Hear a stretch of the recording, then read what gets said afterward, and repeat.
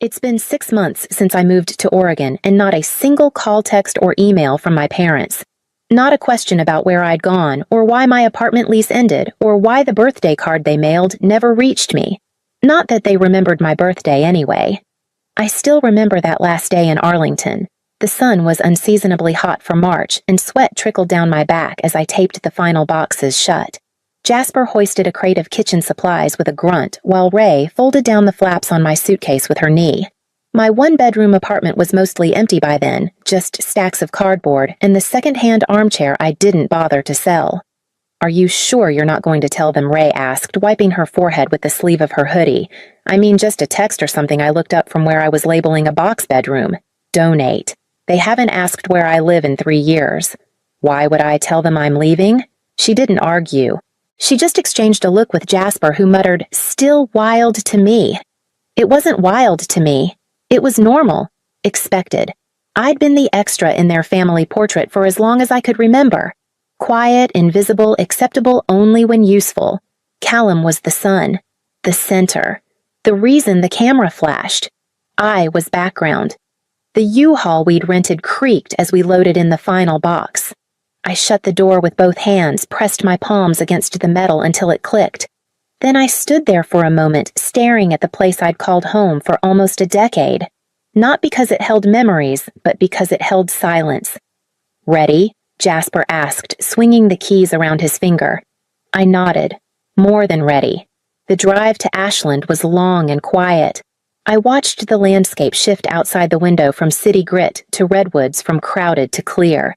By the time we hit Oregon, something in me had already begun to loosen. My new apartment was nothing special. One bedroom, slightly outdated kitchen, a narrow balcony overlooking the trees, but it was mine. Mine in a way nothing else had ever been. I hung my own photos, set up my desk exactly the way I liked it, cooked real dinners without anyone interrupting or ignoring me. I got up early, logged into work, watered the herbs in the kitchen window. Jasper and Ray visited every other weekend. Edith, my grandmother, called every week without fail.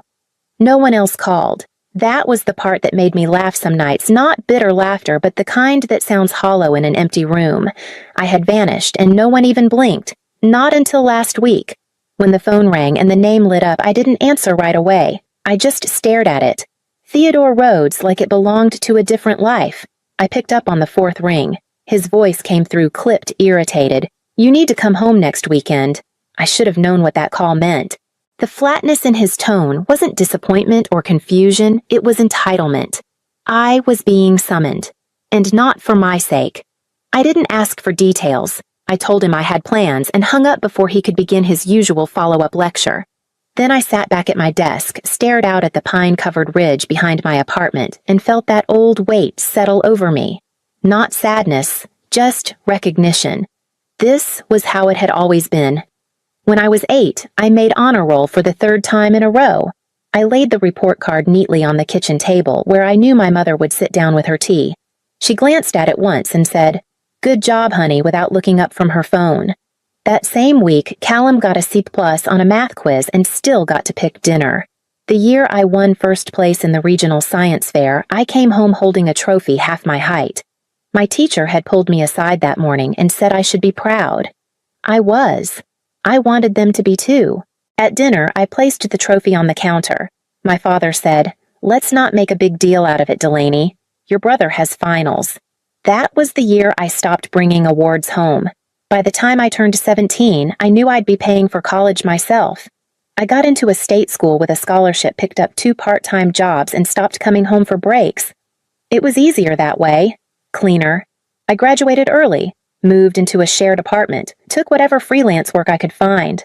My resume grew faster than my social life, but I didn't mind. Work was something I could control. Work didn't forget me at the dinner table. Eventually, I landed a job with a cybersecurity firm based in Seattle. Remote, flexible hours, full benefits. I'd been there almost 3 years now. My boss said I had a knack for untangling the chaos that other engineers overlooked. My savings account had commas in it. My fridge had real food. My inbox had a pre-approval letter from a mortgage broker. I was 29 years old and finally thinking about buying a house. Nothing big, just mine. So when my father's voice tried to pull me back into obligation, into performances dressed as family duties, I didn't flinch. I just let the silence stretch long enough to make it clear I wasn't coming. You need to come home next weekend. That was the first thing he said. Not hello, not how have you been. Just a directive delivered like I was still 18 and waiting for permission to breathe. I leaned back in my chair and stared at the ceiling. Why? There was a pause. I could practically hear him rolling his eyes through the phone. Your brother's engagement dinner. Isla's parents want to meet the whole family. They're very traditional. Of course. Not a reunion, not a reconnection. Just another image to maintain. A daughter-shaped placeholder at the table to round out the illusion of family. I won't be there. Another pause. Sharper this time. What do you mean you won't be there? I mean exactly that, I said. I have other plans. Delaney, this is important for your brother's future. They're high-profile people. It'll reflect badly on us if you don't show up. There it was. Us. Not me. Not how I was doing or where I'd been. Just the optics. I moved to Oregon 6 months ago. I said, my voice steady. I'm not flying across the country for a dinner I wasn't even invited to until now. Silence. The kind that isn't quiet at all, but charged like air before a storm. You moved to Oregon without telling us you didn't know where I was before. Why would this be different? His voice dropped low and tight. How dare you move without telling your family? What's your address? I almost laughed. Do you even remember my last one? He didn't answer right away. And that told me everything. That's not the point. It's exactly the point I said. You're not asking because you care. You're asking because now it's inconvenient not to know. Delaney, this isn't how families work.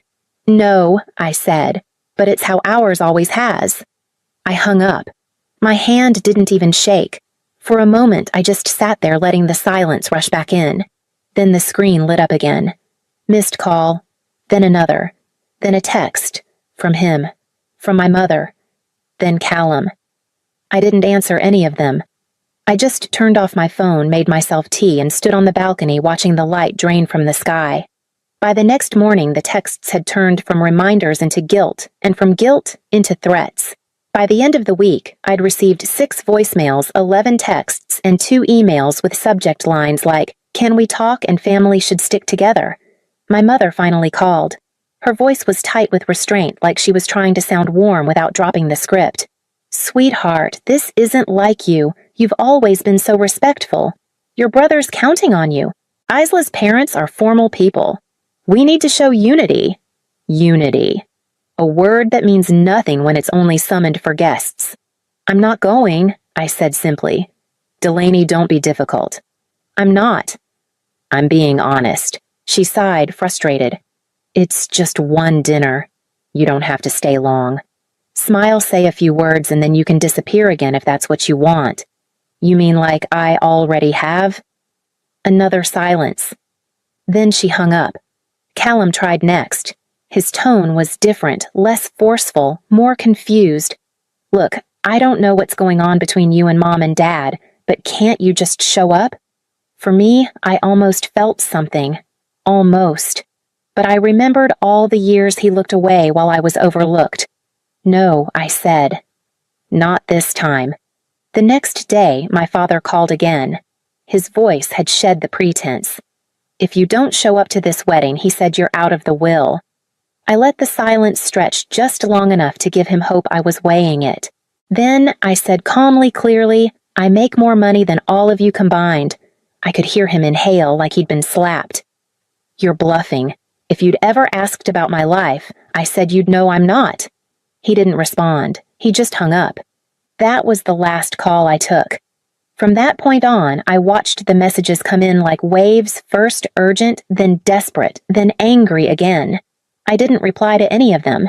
Instead, I opened a new tab on my laptop and clicked back to the real estate listing I'd saved the week before. It was still there. 3 bedrooms, cedar siding, room for a garden. Grandma Edith called the next morning just as the sky turned pink behind the trees. She never waited for permission, never checked if I was free. She just called, and I always answered. "Hi, sweetheart," she said, voice steady with that mix of gentleness and knowing. "How's the air up there today?" "Cool and quiet," I said. "Like I like it." We talked for a few minutes about the lavender I'd planted on the balcony, about the deer that sometimes wandered behind the apartment. Then she paused. "They asked me to call you?" She said, not apologizing, just stating the fact. "I figured," I said. "Let me guess. Convince me to come back and play the part." "They didn't use those words, but yes," she said. "Your mother's been pacing. Your father's in a mood. They're panicking. Because they miss me." She hesitated just long enough. "Because Isla's parents are watching and asking questions." I laughed under my breath. Of course. My value had finally surfaced tied neatly to someone else's expectations. "I'm not going, Grandma," I know she said. I wouldn't either. That's why I always picked up. She didn't sugarcoat things. She didn't make excuses for them or pretend the past hadn't happened. She remembered my birthdays, sent me postcards from her little trips, asked about my job, and actually listened to the answers. She was the only one who ever looked directly at me and saw more than what I could offer. "I just wanted you to hear it from someone honest," she said. "Not because I think you owe them anything." "Thank you," I said. "Are you okay?" "I am," I said, and I meant it. Really. I stayed on the phone with her until the tea in my mug went cold. She asked about the house I was looking at and whether I planned to paint the walls or leave them plain. We talked about furniture and fig trees and things that had nothing to do with obligation. By the time we said goodbye, the sun was warming the windows, and I had already opened the mortgage calculator again. The wedding day came and went without me. I spent the morning on a trail just outside Lithia Park, weaving between tall trees and early spring wildflowers. The silence out there wasn't empty, it was earned. I didn't check my phone. I didn't wonder what was happening on the other side of the country. I breathed deeply, let the wind move around me, and kept walking. When I got home that evening, there was a missed call from Grandma Edith. I called her back before even taking off my boots. "Hi, sweetheart," she said. "You enjoying your mountain air every second?" She exhaled slowly. "Well, the wedding happened." I waited. "It was tense," she said. "The kind of tension that looks polite on the outside but makes your neck stiff just sitting in the same room. Sounds familiar?" She chuckled. "Your parents did their best to keep it together, but Mira couldn't stop fidgeting. Your father barely spoke. Isla's mother kept glancing around like she was waiting for someone." "Me?" "Yes." "And when she realized you weren't coming, she asked why." I closed my eyes, let the moment land. "What did they say?" "They tried different versions. First, they said you were sick. Then, that work had called you away. Then, that you were traveling for some conference. All lies. Isla's mother knew it. You could see it in her face. She pressed harder. Asked why you hadn't been at the engagement party either. Asked why she only found out you existed a few weeks ago. And, apparently, she had a private conversation with your mother after the rehearsal dinner. No one knows exactly what was said, but your mother came out of it pale and quiet. I think she got read like a book." I almost smiled. "What about Callum?" He looked distracted all night, kept checking the door, never smiled long. Isla looked upset through most of the ceremony.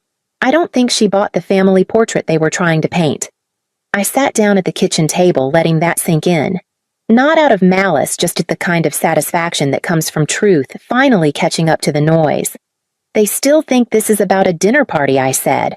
"I know," she replied. "But Isla's parents saw it Delaney.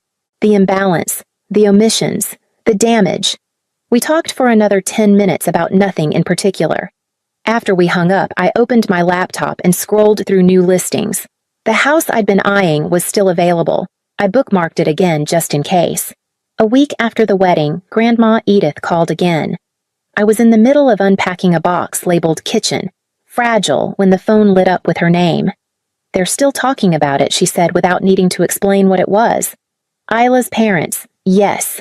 They've asked Callum directly now. Why you weren't involved. Why no one mentioned you until the last minute. Why you've disappeared. And what did he say?"